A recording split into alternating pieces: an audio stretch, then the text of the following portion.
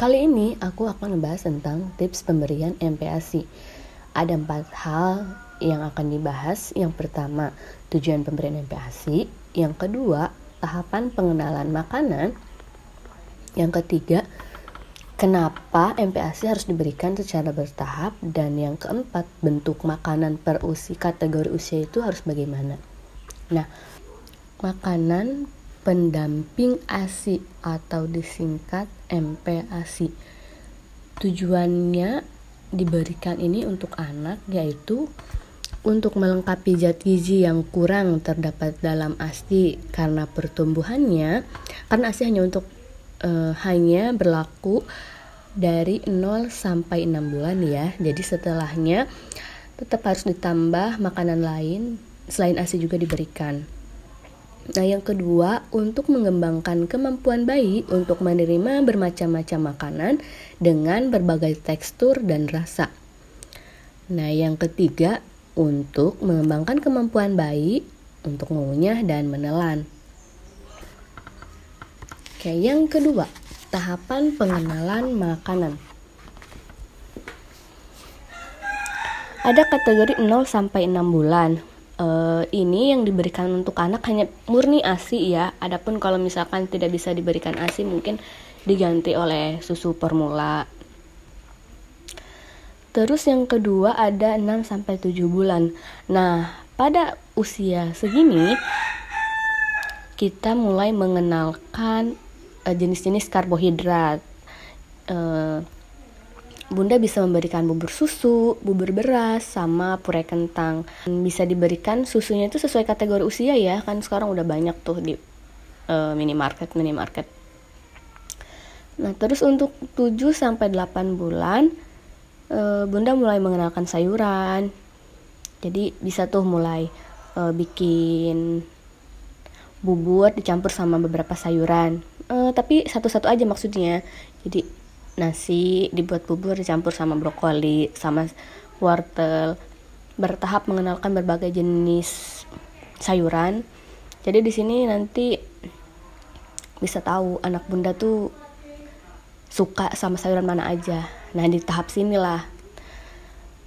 Terus usia 8 sampai 9 bulan itu mulai dikenalkan buah-buahan.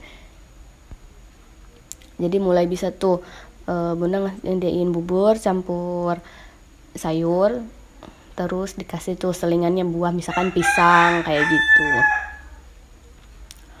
Terus usia 9 sampai 10 bulan itu kita sudah mulai bisa mengenalkan berbagai jenis protein hewani sama nabati. Nah, protein hewani kan ada ayam, ikan, terus nabatinya ada tahu, tempe gitu kan. Jadi mulai dikenalkan bertahap. Terus usia 10 sampai 11 bulan Bunda mulai bisa mengenalkan dari produk, misalkan ya biskuit. Jadi selingannya tuh jadi mulai lengkap nih. Bubur sama sayuran. Bertahap jadi bubur plus sayuran, nanti dikasih selingannya buah.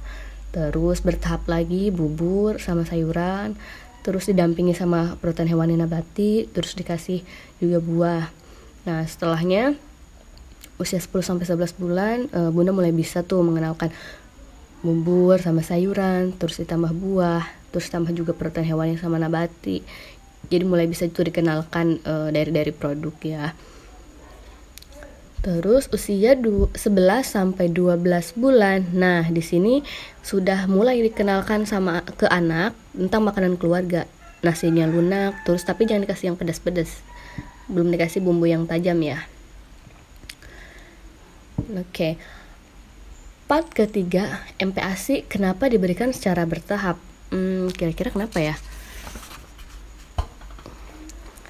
Alasannya yang pertama, seperti yang sudah dijelaskan, kita tuh biar tahu ada alergi pada makanan atau enggak sih pada anak. Nah, di situ fungsinya mengenalkan secara bertahap ya. Yang kedua, untuk mengetahui makanan yang disenangi oleh anak. Terus yang ketiga, untuk menyesuaikan kesiapan saluran pencernaan bayi dan kesiapan enzim pada bayi. Nah, itulah kenapa makanan harus dikenalkan secara bertahap. Yang selanjutnya atau pembahasan yang keempat, kita akan bahas tentang bentuk makanan yang diberikan pada anak. Ada 3 kategori kalau di sini ya. Kategori usia 6-8 bulan, kategori usia 9-11 bulan, dan kategori usia 12 bulan. Untuk usia 6-8 bulan, makanan yang diberikan itu dalam bentuk bubur halus. Misalkan Bunda bisa ngeblender nasi, terus dicampur beberapa yang udah tadi dijelaskan di part sebelumnya. Terus untuk usia 9-11 bulan, makanan yang diberikan itu sudah mulai tuh buburnya tuh agak kasar, atau misalkan lebih ke tim ya kalau kita. Terus untuk usia 12 bulan, nah makanan itu udah dalam bentuk nasi lunak. Nasi lunak tuh kayak ya di atasnya nasi tim lah. Nanti setelah itu bisa bertahap mengikuti makanan keluarga. Seperti itu. Semoga bermanfaat ya. By the way, ini suara sumbang karena lagi kurang sehat.